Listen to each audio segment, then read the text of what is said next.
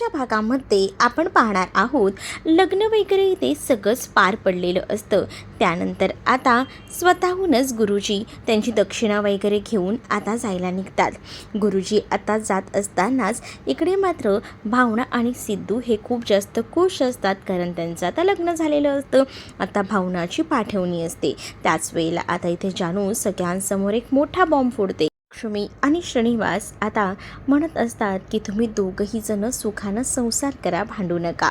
मग आता काय विषय आहे का, आम्ही तर सुखानं संसार करणार आहे असं देखील आता बोललं जात असतं. जेव्हा या सगळ्या गोष्टी बोलल्या जातात ना, तेव्हा आता कुठेतरी ना जानू म्हणत असते की तुम्ही कशाला काळजी करताय, सुखानं संसार होईल आणि दोघं कसे भांडतात ना ते मी बघतेच, कारण मी सुद्धा ह्यांच्याबरोबर 2 महिने तिथेच राहायला जाणार आहे.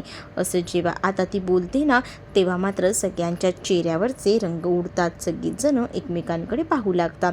त्यावेळेला ती म्हणत असते की अरे मी तर मजाक मस्करी केली, मला हेच बघायचं होतं की तुम्ही सगळीजणं कसे रिॲक्ट होतात ते. दुसरीकडे आता भावना येणार असते म्हणून रेणुका आधीच जाऊन सगळी तयारी करत असते. रेणुकाने आता पूर्णपणे तयारी केलेली असते. आता निलांबरीचं म्हणणं असतं की याआधीसुद्धा हे सगळं काही झालं आहे ना, मग पुन्हा गृहप्रवेश का? त्यावर रेणुका सांगते याआधी गृहप्रवेश झाला आहे, पण तो आपल्या मनाने नाही, त्यामध्ये भावनासुद्धा सहभागी नव्हती. पण आता सगळं छान झालं आहे, तर मला असं वाटतं की तिचा गृहप्रवेश एकदम छान व्हावा आणि आपल्या मनातही काही अडीअडचणी नाही आहेत. सो मला असं वाटतं की आत्ताचा गृहप्रवेश हा खूप छान असेल, असं देखील रेणुका निलांबरीला सांगून समजावू लागते. निलांबरी आता त्यावर काहीच बोलू शकत नसते, तिची बोलतीच आता बंद झालेली असते. पण दुसरीकडे मात्र आता सिद्धू आणि भावनाची छान अशी बुलेटवरना आता एंट्री होते. जशी बुलेटवरना आता एंट्री होते ना, तसंच आता सगळीजणं स्वागतासाठी तयार असतात. सगळीजणं एकमेकांकडे बघत असतात आणि त्याच वेळेला आता इकडे भावना म्हणत असते की तिच्या स्वागतासाठी तर जय्यत तयारी ऑलरेडी केलेली होती. रेणुकाने औक्षणाचं ताट वगैरे घेऊनच दारात उभी होती.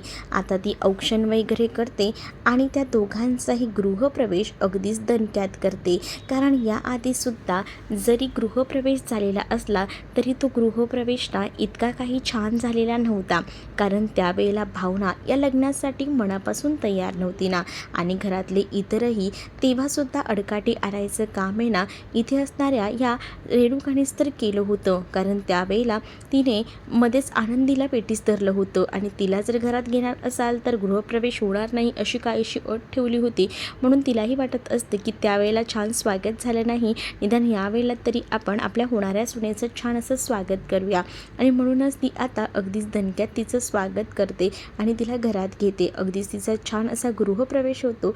जेव्हा आता हा गृहप्रवेश केला जातो ना, तेव्हा मात्र आता भावना आणि सिद्धू जे आहे ते मात्र आता एकमेकांकडे बघत असतात. सिद्धू आणि भावना दोघंही जण जोडीने गृहप्रवेश अखेरीस करतात.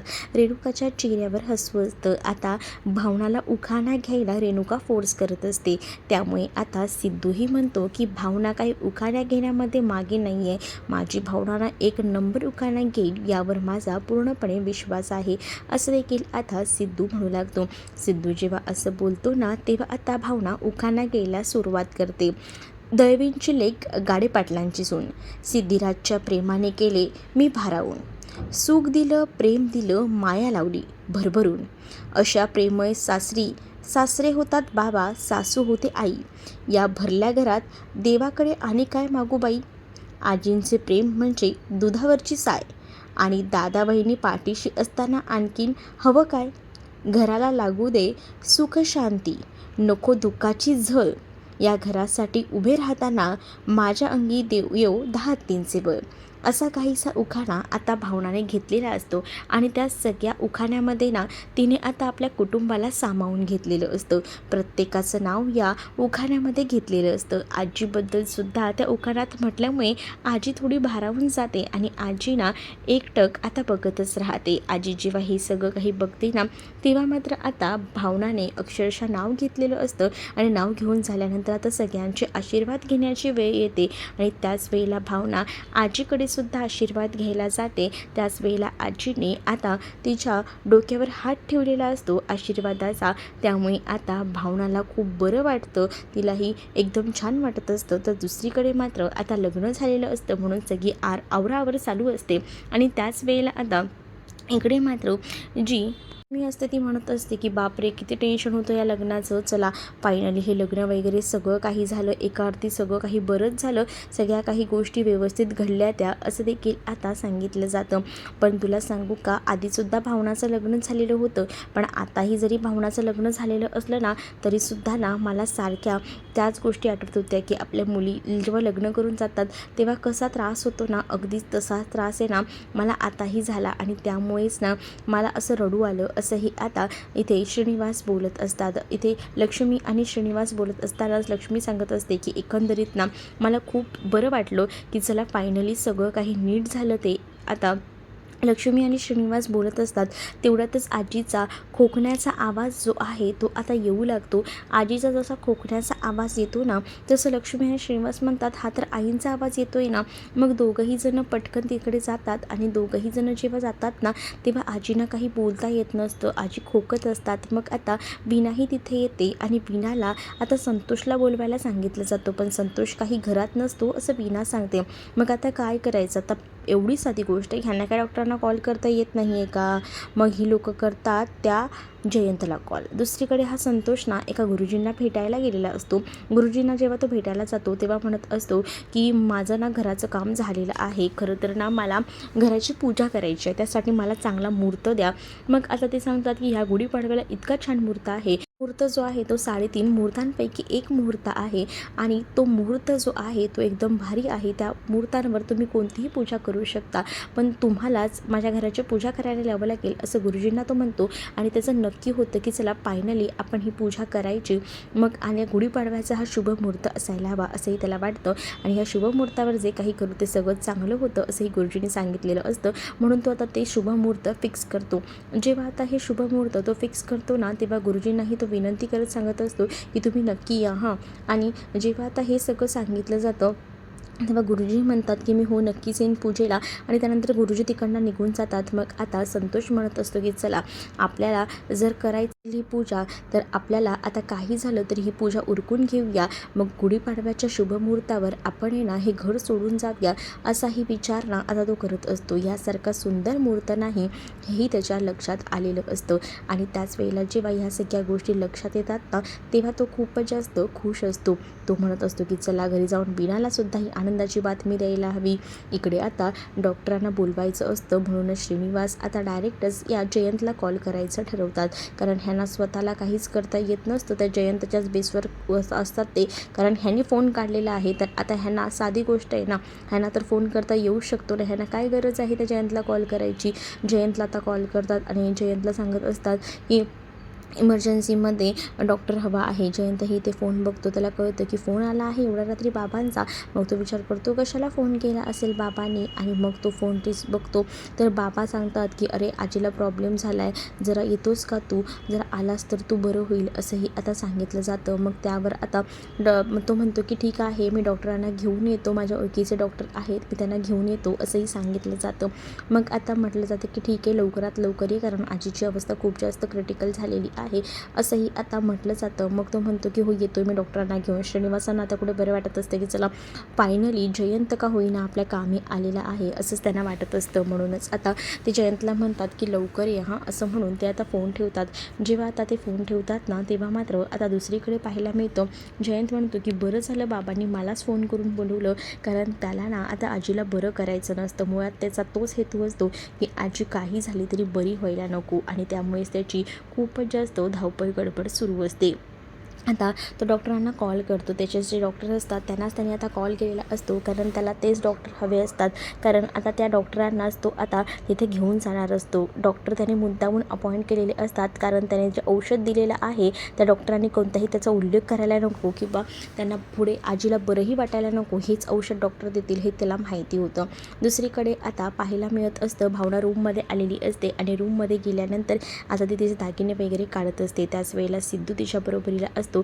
आणि मग सिद्धू आता म्हणत असतो की काय मग भावना, लग्न झाल्यानंतर कसं वाटते? खरं तर ना मी खूप जास्त स्वतःला लकी समजतो की मला तुझ्यासारखी बायको भेटली आहे. त्यासाठी मी खूप जास्त हॅप्पी आहे. आणि तो तिला ते सगळे दागिने वगैरे काढायला मदत करतो. त्यावर भावना म्हणत असते की तुम्ही असं का म्हणताय?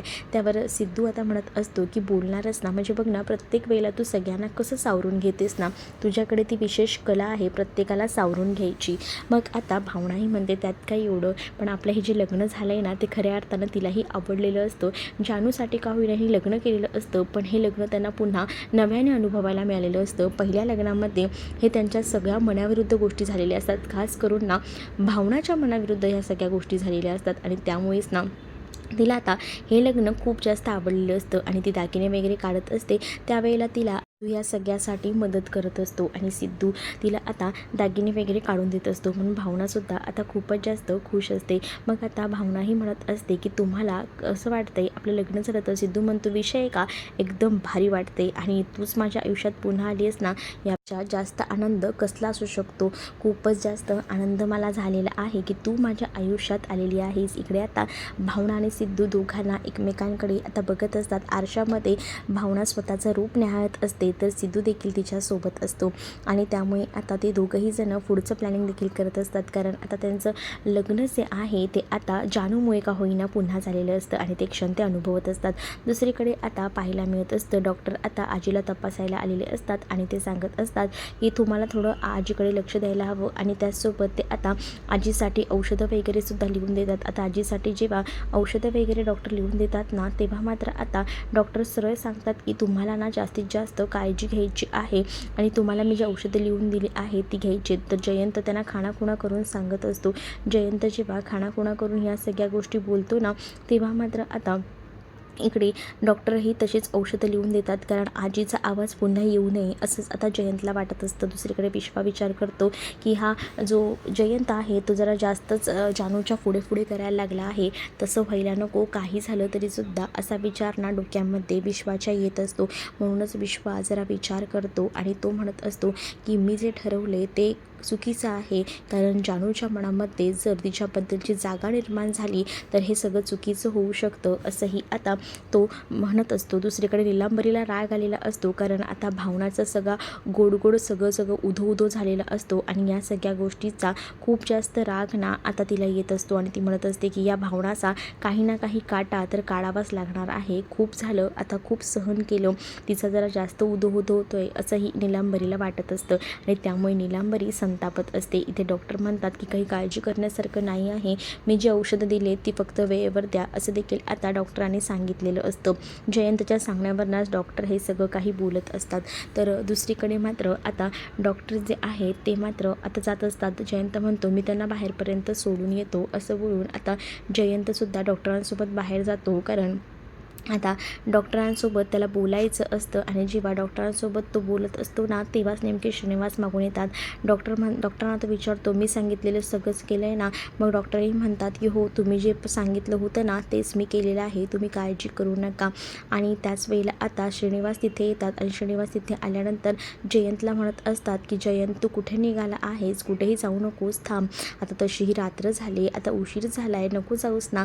नाही बाबा, उद्या खूप जास्त मीटिंग आहे त्यामुळे जावं लागेल, तुमचा अर्जंट कॉल आला ना त्यामुळे मी धावत आलो, असंही आता तो म्हणत असतो. जेव्हा तो हे सगळं काही बोलतो तेव्हा मात्र आता बाबा म्हणत असतात की ठीक आहे चालेल, पण उद्या गुढीपाडवा आहे त्यामुळे तुला घरी यावं लागेल जेवायला, असं देखील बाबा आता त्याला सांगत असतात. त्यावर बाबांना तो म्हणत असतो की हो बाबा, मी प्रयत्न करेन यायचा, कारण उद्या मीटिंग्स खूप आहेत असंही म्हणतो. तेवढा तर संतोष तिथे आलेला असतो. तर संतोषला आता बाबा विचारत असतात की काय रे, तू कुठे गेला होतास? पण आता बाबांना तो काहीच उत्तर देत नसतो. बाबांना सरळ तो म्हणतो की तुम्ही कोण आहात विचारणारे. तर दुसरीकडे मात्र आता तो रूममध्ये जातो. आणि जेव्हा रूममध्ये जातो ना तेव्हा तो सगळं सामान वगैरे भरून ठेवत असतो. आणि जेव्हा तो सगळं सामान भरून ठेवायचा प्रयत्न करतो ना तेव्हा त्याला वीणा विचारते की तुमचं काय चाललं आहे, कुठे निघाला आहात? तो वीणाला म्हणतो जास्त प्रश्न विचारू नको, सगळं सामान भर, वरचं पण भर. आता तुला माहिती आहे का, आपलं नवीन घर तयार झालं आहे, तुझं स्वयंपाकघर तिथे प्रशस्त असणार आहे, त्यामुळे काळजी करू नको, सगळं तुझ्या मनासारखं होतं आहे, असंही आता तो तिला म्हणत असतो. मग आता वीणाला टेन्शन येतं की चला आता हे घर सोडून जायची ती वेळ आलेली आहे. त्यामुळे तिच्या डोळ्यात पाणी आलेलं असतं, कारण त्याचं असं असतं की आपण जातोय ना तर आता सगळंच काही सोडून जायचं, आणि असंच तो आता म्हणत असतो. आणि या सगळ्या गोष्टीचं वीणाला टेन्शन येतं. वीणाच्या डोळ्यात टचकन पाणीसुद्धा येतं, कारण आता त्याला ह्या सगळ्या गोष्टी ज्या आहेत ना तिला नकोशा वाटत असतात. पण संतोष तिला घराची चावी दाखवत असतो. शुभमुहूर्त त्यांनी तोच काढलेला असतो आणि त्याचा तिला राग आलेला असतो. दुसरीकडे आता पाहायला मिळत असतं दुसऱ्या दिवशी सकाळी आता खूप छान अशी गुढीपाडव्याची तयारी सुरू असते. तिथे आता जो हार वगैरे विणायचं काम जे आहे ते आरती आणि त्यासोबत पँकी करत असतात. दाराला लावायचा हार आणि या सगळ्याबद्दल लक्ष्मी त्या दोघांनाही सांगत असते. आणि तेवढ्यातच ना आता तिथे सिंचना आणि हरीश आलेले असतात. आणि सिंचना आणि हरीश जेव्हा येतात ना तेव्हा त्यांनी एक गुड न्यूज आणलेली असते आणि त्यांना पेढेही आणलेले असतात. आणि आता जो हरीश असतो तो सांगत असतो की मला आता नोकरी लागलेली आहे. खरंच ही खूप जास्त आनंदाची बातमी आहे. पेढे तर देवापुढे ठेवायलाच हवे. तो आशीर्वाद वगैरे घेतो. सिंचनाही खुश असते. मग वीणाला पुन्हा एकदा ती हाक मारते, पण वीणाला सकाळपासून 3दा हाक मारूनही वीणा बाहेर आलेली नसते. म्हणूनच आता लक्ष्मीला टेन्शन येतं, कुठे गेले असतील हे लोक. आणि त्यामुळेच ना वीणा विचार करते की 3दा सकाळी एकदा हाक मारली का वीणा हजर असते, पण आज झाले काय वीणाला, असा विचारच ना आता लक्ष्मी करू लागते. तर तुम्हाला हा भाग कसा वाटला हे कमेंटमध्ये मला नक्कीच सांगा. आणि अशाच नवनवीन भागांसाठी आपल्या चॅनलला सबस्क्राईब करायला विसरू नका. चला तर मग भेटूया पुढच्या भागामध्ये. तोपर्यंत टाटा बाय. व्हिडिओ आवडला असेल तर व्हिडिओला लाईक करायला विसरू नका. चॅनलवर नवीन असाल तर चॅनलला सबस्क्राईब करा. चला तर मग भेटूया पुढच्या भागात. तोपर्यंत टाटा बाय.